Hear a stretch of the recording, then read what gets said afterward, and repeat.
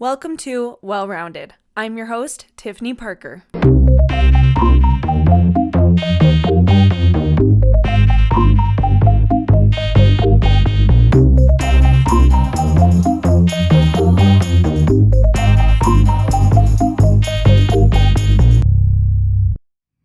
Happy Wednesday, everybody. How are we doing? Are you doing okay? Reminds me of that meme that's like, when you go to a concert and they're like, how's everybody doing? You know, whatever city, blah, blah, blah. And then it's like, I'm in the back, actually not great. you know? So how are we doing? Are we doing okay? Things are just a little bit nuts right now. So let's talk about something else instead. So I have finally started watching Bridgerton. And when I say finally started watching, I'm like almost done with season 3.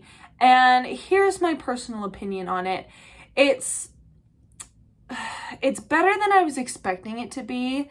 Like, I'm enjoying it more than I expected I would. But I also feel like it's a little overrated. You know, I'm all about, I love like the Renaissance time period and stuff like that, but this time period that it's in, I'm not sure I'm in love with, you know, but I have a obsessive compulsive need to find out what happens. So that's why I've gotten through it so fast. But, so it's good. It's good. It's definitely for the girls. I would not recommend this show. I don't know if I know a single man who would like this show. Unless he was gay. Maybe my gay friends would like this show. But yeah, it's very much for the girls. There were some plot twists that were predictable. And then there were some things that I totally called. And then some things that I wasn't expecting as well. So that's kind of fun. It's just a good, fun show. But yeah, it's kind of in the middle. It's definitely not going to make my list of like top 10 TV shows, you know? But it's good, and I'm happy to be joining society in the watching of this show. So yeah, I know a lot of people who are like completely obsessed with it though. And I just, this style of show isn't really my thing or my cup of tea. I also don't care about like the royal family. You know, I feel like if you're the kind of person that like really loves London, England, and, you know, cares about the royal family and all of the things that they do in their lives and the society and the, you know, the social norms and stuff, then I feel like this is for you. I'm not one of those people. I don't know why we care so much about like the royal family and all those people. Then this is for you, you know, but there are some fun things. It is rather spicy though. It is there. Yeah, it is a lot spicier than I was expecting actually. So yeah, it's also not for the children either. So, yeah, so I've been watching it. I'm almost done with season 3 actually. I didn't realize the episodes were so long either. They're like an hour. They're like an hour each, like a full hour though, because you're watching it on Netflix and there are no commercials. So very interesting. Like I said, it's kind of a mediocre show in my eyes, but again, I struggle with the obsessive compulsive need to find out what happens. So I cannot stop, and I will not stop until like the season's done. I do like that it resolves at the end of every season though. That's nice. Let's see. Also, more for the boys than Bridgerton, is Cobra Kai. The last season, part 1 is coming out this Thursday. So that's very exciting. I rewatched all 5 seasons last week to catch up because I cannot remember for the life of me what happened. So it's great because then I get to watch all these shows again for the first time. But yeah, really good show. It's so well done. Oh, it's so well done. And you don't even need to have seen the original Karate Kid movie to watch it. So anyways, That's a fun show if you're in a show hole and you're looking for a reprieve from that. Super great. Also, last week I had my first live audition in probably like 2 years. I flew to Boston a couple years ago to audition for the musical Six. I think I was number 230 something out of like 600 women, because it was an open call. And I was just thinking about on my way back from the audition, because it was in a city in Utah called Draper, which is about 20-30 minutes away from, sorry, my bangs are like doing something weird. It's about 20-30 minutes away from where I live, and I was just thinking about how wild this life is, and people who audition even more than I do, and how it's like you drive 30 minutes to, you know, wait for 10 minutes to actually audition for about 30 seconds, and then you drive 30 minutes back home.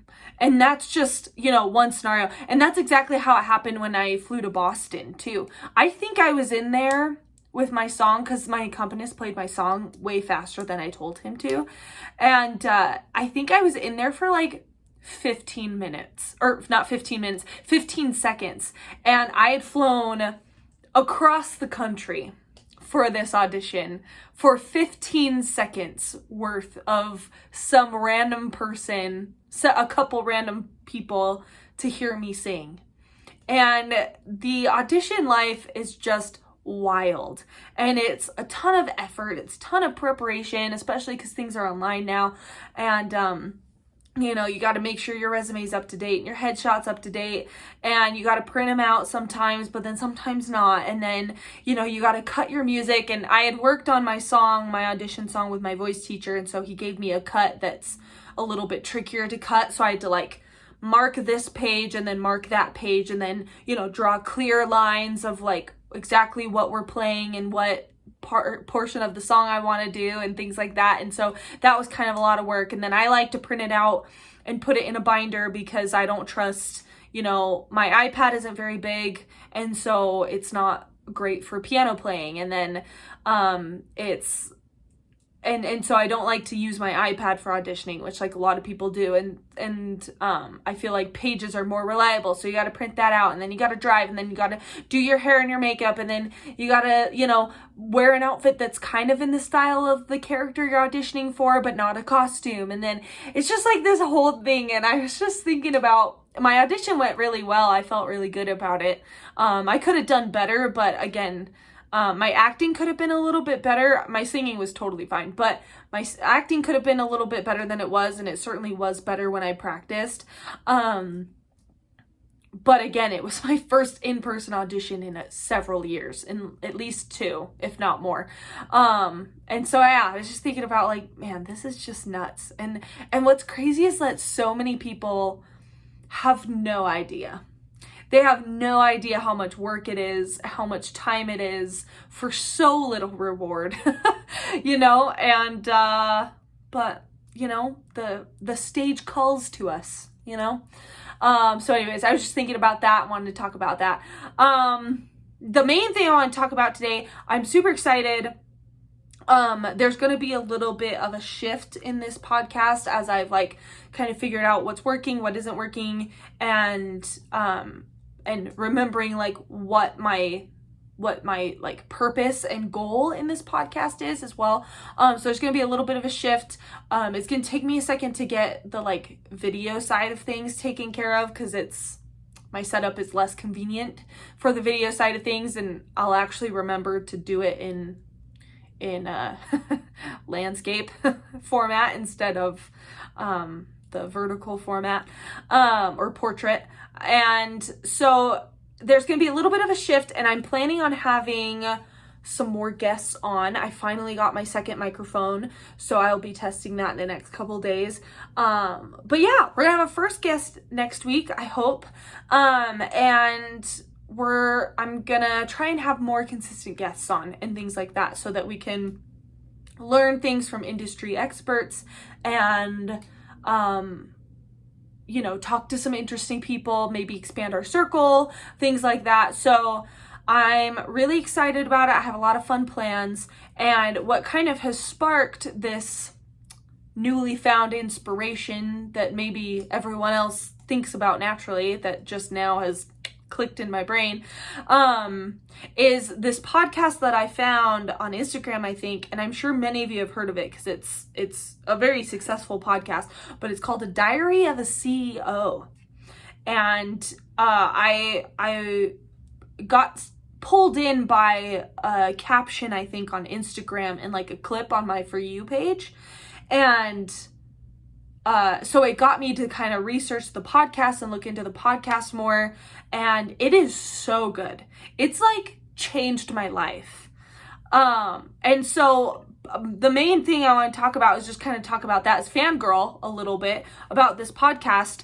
Cause in listening to it, and then I listened to the full episode, and these episodes are like long. They're about 2 hours almost, each of them. But then I scrolled all the way to the bottom. I was like, okay, where did he start? Because I realized as I was listening that like kind of what he's doing is kind of what my goal has been for my podcast from the beginning. And I did not steal it, the idea. It just popped in my head. But he's kind of doing what I already want to do. And so I'm not going to try and recreate it, obviously, because that's lame. But it has inspired me anew, though. And so, but then I scrolled all the way to the bottom to see where he started, and it was just him talking on a microphone by himself. And so he's grown over like 4 years or whatever, or more than that probably.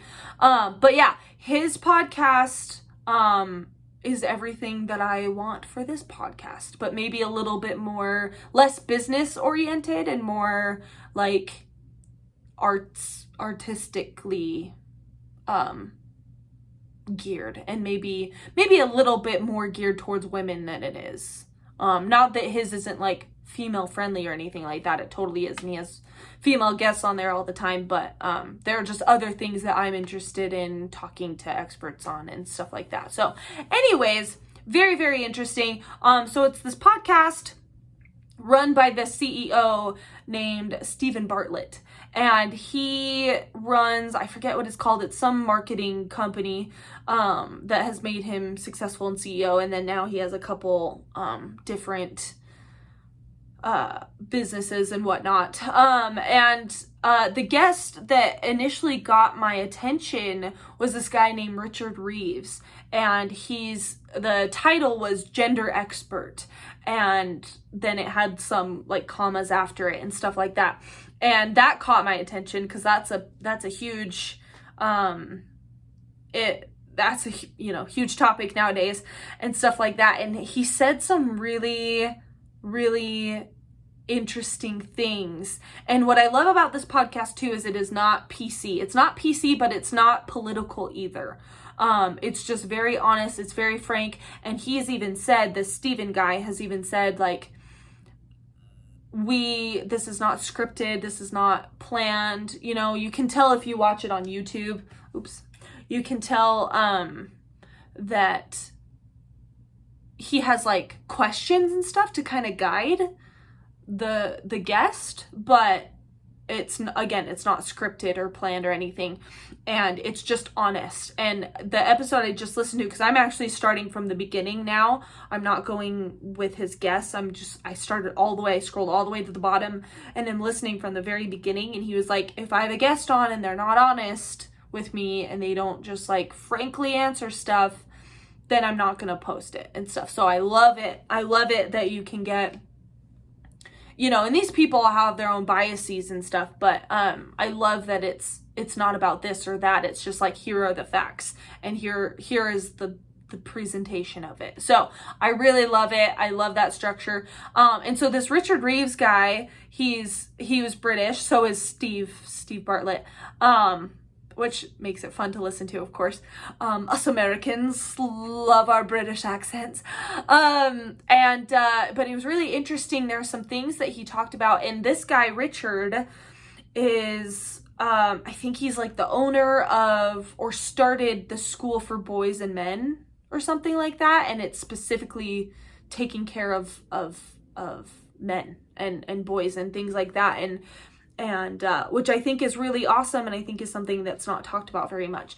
And I think it's mental health and anything and everything that all of us struggle with, that maybe is talked about less for men, so he said some really interesting things, and the main kind of crux of his point of that episode of the podcast was that there has been, because of the feminist movement, there has been such a big shift in roles that have led to men kind of being a little bit unsure as to what their role is. And this guy Richard is like, it's great, like women have this economic freedom, because how it used to be, and how it kind of is in Bridgerton actually, is that women depended on men for economic security, and financial security and things like that, which is exactly like the plot of Bridgerton actually. It's like these women are obsessed with marriage, and it's like great if you get a love match, but many of them are stressed about never getting married and then not being able to like survive, so anyways, and he was talking about how because women used to be dependent on men for economic security, it made their roles a lot more defined and a lot more black and white with women and men. And so he was talking about how, men, it was like they need to provide and they do the work and they do this, and then, the women don't work and they stay at home and they take care of the kids. And it was just more defined and it was more specific. And because of women now have the freedom to leave a relationship, they're not, economically dependent completely on men, right? Like we can all go get jobs and we can all provide for ourselves if we need to, and women can work and women can do all these things now and stuff. And he was like, that's great. He's like, and that's a wonderful thing. Like, it's great to have that freedom, and it's also made women, safer too, if they're in an abusive relationship, they can leave, things like that. He's like, but it's given men a little bit they're kind of in this limbo area of like where the roles are not as clearly defined. And so a lot of men nowadays are, feeling worthless or not needed, or and he went through and he talked about some other things and more specific things that I'm not going to get into because it's kind of heavy, but I thought that was so interesting, and it was such a great way of putting it that was not politically driven and was not emotionally driven either, because I feel like, I can think of a handful of women who would listen to that and be like, oh, men, blah, blah, blah, blah, blah, and then I can hear men being like, women, blah, blah, blah, blah, blah, and feminism, and blah, blah, all this stuff. And it was just very, like, distinctly stated. It was very articulately stated, unlike how I just reiterated it. And I thought that was so interesting, and I feel like it's really explained kind of this dichotomy that we have right now of, like, I know in the dating world specifically, which we will talk about with my guest next week, with dating specifically, is that it's hard to find, my friends and I have talked about this a lot, about how it's hard to find like guys who have careers and guys who want this and guys who do this, and like many of us are still like wanting the traditional thing where it's like we want a provider, we want someone that makes us feel safe and all this stuff, and it's getting hard to find. And so the way that this Richard Reeves guy was talking about kind of this shift in gender roles was really, really fascinating to me. And I thought it was such a, again, I love how it was just frank and to the point, not emotional, not this, not that. Yeah, so I thought it was super interesting, and I think that's what his Center for Boys and Men kind of works on as well.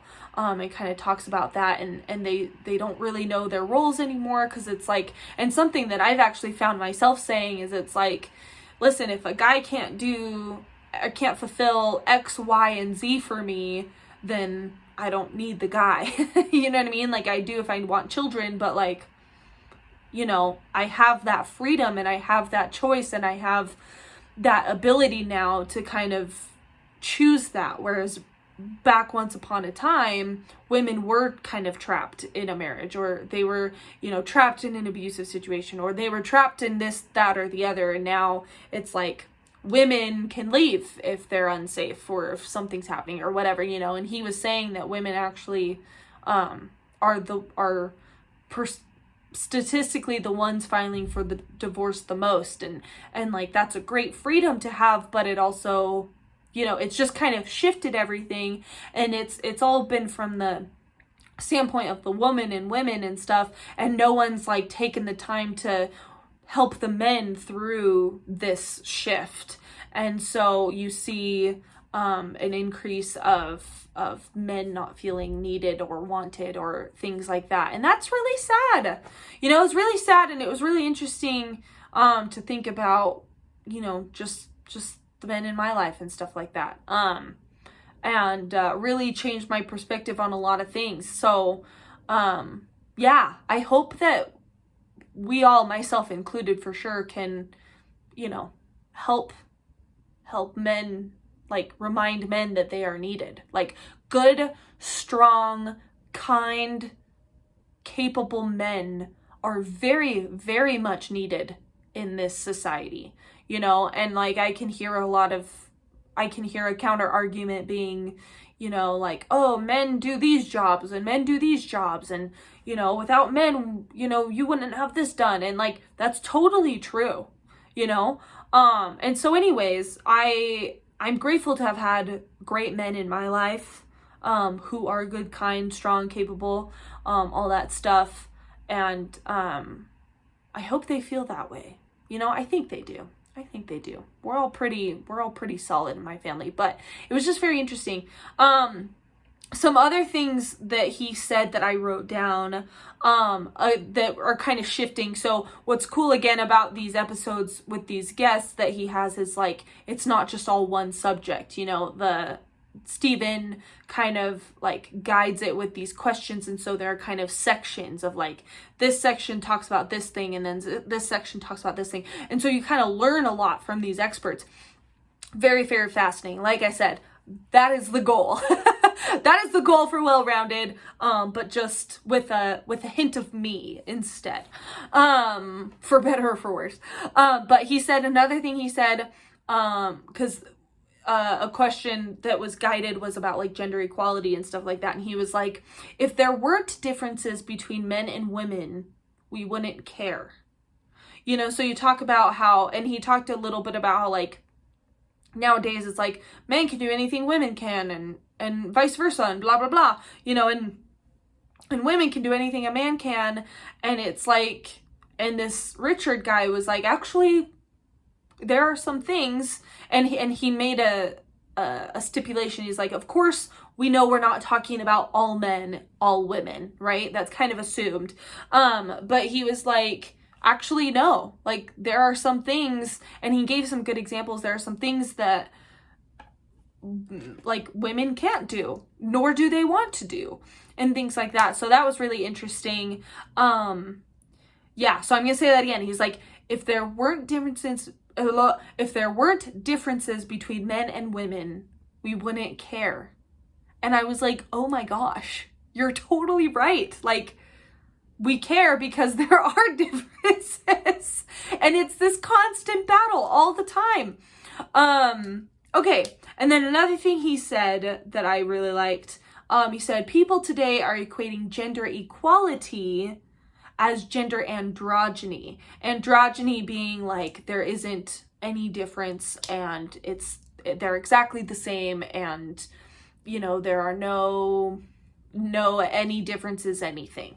And so it's just very interesting, with kind of how things are going today, and how I feel about things, and how other people feel about things, and the comments I read on the socials and all that stuff. It was really refreshing to hear just the facts kind of splayed out based on like studies and statistics and things like that, from someone who has studied it extensively. And so I can very much foresee myself checking out this guy's book. even though it's for boys and men. You know, I think good, kind, strong, capable men need to be encouraged and reminded that they are needed and to keep doing that. You know what I mean? Obviously, we don't want the, you know, abusive men. We don't want the toxic things. Like, we don't want all those bad things. But, you know, if guys are constantly hearing all the time, like, oh, they're this way, or they're this way, or they're this way, and it's all negative, like, they're going to make that come true. They're going to believe it. So anyways, I thought it was very interesting. And I think both men and women would benefit from listening to that episode. Anyways, moving on to less serious topics. There was another guy, so I kind of went down on a rabbit hole after this, and I've been listening to this podcast like nonstop since. Because my other favorite podcast, I'm like completely caught up on. So, another guy that he had on was Scott Galloway. And he's an investment guy, and he is a professor at NYU, and he talked about investments. So I'll share some of the things he learned, or he talked about, that I wrote down. He said that the biggest asset that young people have right now is time. And he kind of talked about that a lot, and how at various stages of your life, you need to utilize your biggest assets. And so I, as a 28-year-old, have, you know, the rest of my life still, whereas someone, you know, in their 50s, 60s, 70s, whatever, they don't have very much time. And so, and he talked about in the context too of like young people who are not attached to anything. So I'm, you know, a young single woman who could get up and move hypothetically anytime I wanted. He's like, you have time, and you have time to fail, and you have time to do all these things, and I don't have kids, and so the stakes are low. Like, it's just me, you know. Obviously I need a place to live, and I need this, that, and I need, you know, to be able to pay my bills and pay my car and stuff like that, but like, I have time, you know. So that was really interesting. He said to be successful, become a good storyteller. And every business show I've ever watched talks about, they always give advice about how, like, what's your story? And like, people like a story. I think we can all agree with that. I think we all like a story. We all like a cause, things like that. So that was really interesting. And as a theater person, I was like, okay, I got that down. Now I just got to work on the rest of it. He said, find 4 savings methods. And so he talked about, I think bonds was one of them. I should have written them down. He said bonds was one of them. And then there's like a savings account. And then there was, I think he talked about, what are they called? Not a mutual fund. Something else. So he said find 4 savings methods and have them all kind of saving and investing and stuff like that. He also said that let's see, I don't want to say that. Okay, the biggest thing that was interesting to me, he was like, earn enough money to become a super owner, not a super earner. And that was super interesting. And so he was saying that we can, like, as soon as we make money, we spend it, you know, for most people.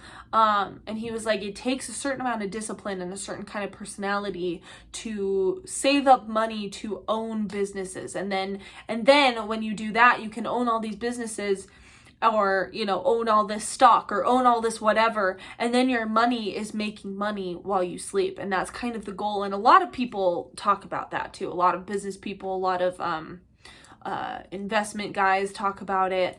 So I thought that was really interesting way of talking about it. And then let's see. Oh, there's something else he said that I didn't write down. But yeah, he gave some really good advice. Oh, that's what it was. He said, he's like, if you can, find what you're good at and make money off of it. He's like, don't confuse what you're good at with a hobby. Unfortunately, what I'm good at is also considered a hobby. But he was saying that he's like, find a job that has a 90% success rate and then become in the top 10% of that 90%. And so basically, and he did talk about the arts too, and I was like, okay, called out. But he was like, the arts have, and the performing arts and things like that, you know, very much stressful, hard acting, things like that, have less than 1% success rate. And he's like, you can, you know, work and work and work, and you put in a ton of work and get no reward.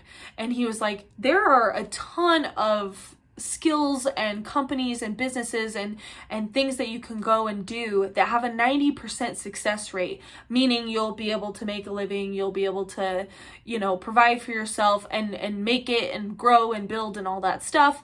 And he's like, then get good enough at it to where you're in the top 10% of that field with that 90% success rate. So I thought that was very interesting. That's kind of changed my thought process a little bit about things. I still have some goals and plans and stuff, but I have been thinking about recently about having another lawn art related job that's gonna be, you know, that can earn me a lot and would be a good skill to learn just in case, you know, because what I'm doing right now is I love it, I'm good at it, but should we have another pandemic or worse, it is not job security, and there are some jobs that are job security. So I think about that all the time, and I swirl that around, and I try to think about what non-music related skills I have,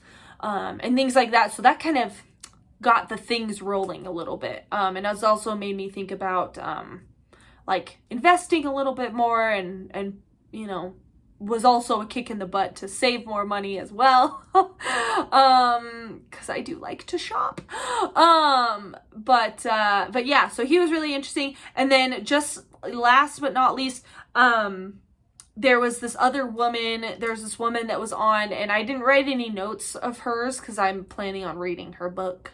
But she used to work for the CIA and the Secret Service, and she gave some really, really awesome stuff. She's like, I don't swing this way, but like, she was a sexy woman. She was like a strong, secure, sexy woman, you know, that was still feminine. And so anyways, I just loved her. She was awesome. Her name was Evie, and she, like, I watched that one on YouTube actually, because I was like, I want to see her face, and I, you know, want to, you know, she talked about like how to tell if someone's lying kind of a thing, and so I wanted to like see her face and see what she was doing, and stuff like that, and it's just so good. She was so awesome. She's so sexy. What a sexy woman, you know? So she was really, really great. And then Stephen Bartlett, after scrolling all the way to the bottom and listening to these beginning episodes, I wrote some things down that I really like that he said. I just have a couple bullet points right now because I'm only on like the 4th episode or whatever. The first few episodes in the podcast, like from the beginning, are shorter. They're like 30, 40 minutes and stuff like that. He talked about weird wins. And then he said, you're probably not going to get extraordinary results by doing the ordinary. And so he was talking about how the kind of person that like ends up being a CEO or things like that, he was talking about his own life because it's called a diary of a CEO. So he's like reading notes from his diary or bullet points from his diary and kind of talking about them, and sharing the perspective of what it's like to be a CEO. And he's like,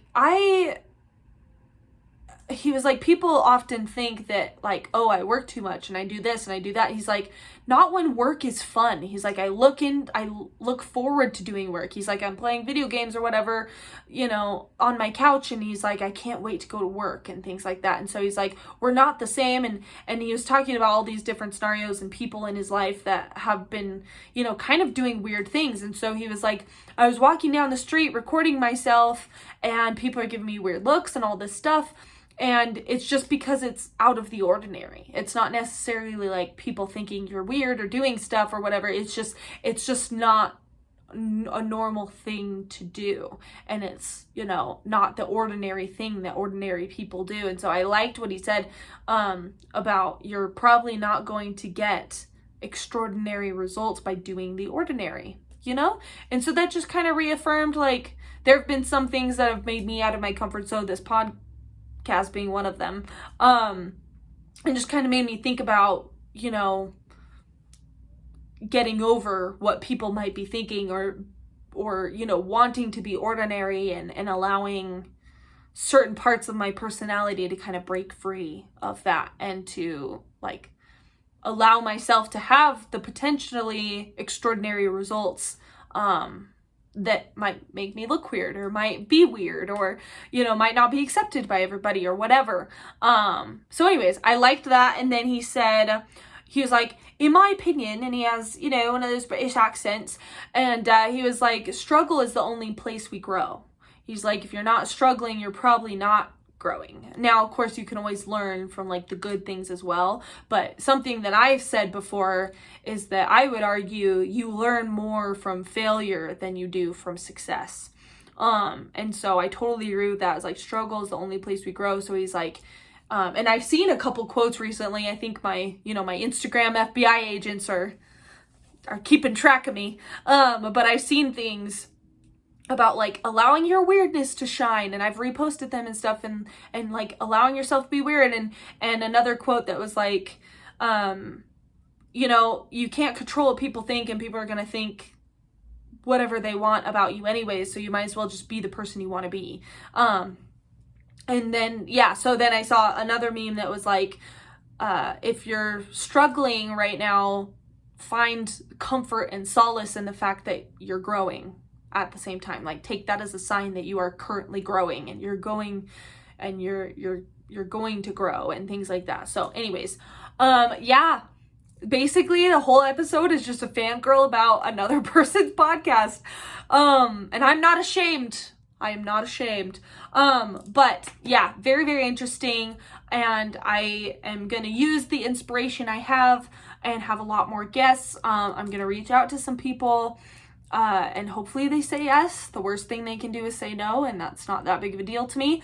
But yeah, and hopefully, you know, this podcast gets more listens, and now that I'm putting it on YouTube as well, hopefully it grows as well, and so that maybe I can have some bigger guests, and I can actually like offer something in return to any guest that comes on and stuff like that. So it'll start kind of small, but if this grows, and if people, you know, like it and listen to it and rate and review and do all that stuff, and subscribe on YouTube and or on wherever you listen to podcasts, then, you know, maybe I can get some cool people on, that, you know, it can be a mutually beneficial, not that my friend next week is not going to be cool, not the guests that I am going to have on in the next couple weeks are not cool. They are cool. But some other people that I'd really like to it's not really an interview, but that I would like to have on my podcast are like, you know, big deals, and they don't have a ton of time, and so it kind of needs to be like mutually beneficial. And right now those people would help me a lot more than I would help them, so it's just one of those things. But yeah, I'm really excited to have a guest on. I hope I can get the second microphone to work in the way that I want it to. And then yeah, I've been researching how to Zoom call people and record it, and there are a couple different ways of doing that, not on Zoom but on other things and stuff like that. So some people will be, you know, remote or whatever, but I'm really excited, and my desire for guests and my renewal of this podcast has been lit up, and there's a flame burning inside of me of motivation. So I'm super excited about it. I hope you guys enjoy it. I hope you have a great week. If you want to go be a better person, go listen to Diary of a CEO. It's such a good podcast, and I love the things that I've learned from it. I hope that we can get to that level at some point, but maybe share a different perspective of things. And yeah, I will see you guys next week. Have a great week. Bye, guys.